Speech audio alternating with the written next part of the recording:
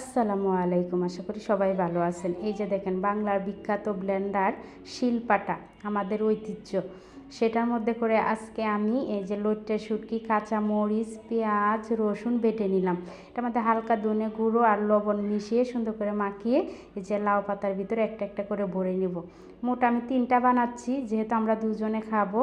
মেয়ে চাইলে অল্প খাবে, নাইলে নাই, কিন্তু খাবারটা অনেক মজা হয়। জাল যেহেতু, এই হিসাবে মেয়ে খেতেও পারে, নাও খেতে পারে, কিন্তু এটা গরম ভাতের সাথে অসাধারণ লাগে। আপনারা চাইলে এটা ট্রাই করতে পারেন। তো এটাকে আপনার সবগুলা বড়া হয়ে গেছে। আমার 3টা বানাচ্ছি, 3টাই কমপ্লিট। এখন আমি চুলার মধ্যে কড়াই দিয়ে এই যে অল্প তেল দিয়ে হালকা মৃদু আছে ভেজে নিব। তো হালকা আঁচ দেওয়ার কারণ হলো, এটা তাড়াতাড়ি দিলে লইট্টা শুটকিটা সিদ্ধ হবে না, ভিতরে লইট্টা শুটকিটা সিদ্ধ হয়ে যাবে, লাউয়ের পাতাটাও পুড়বে না, দেখতে সুন্দর লাগবে আর খেতে তো অসাধারণ বলতেই নাই।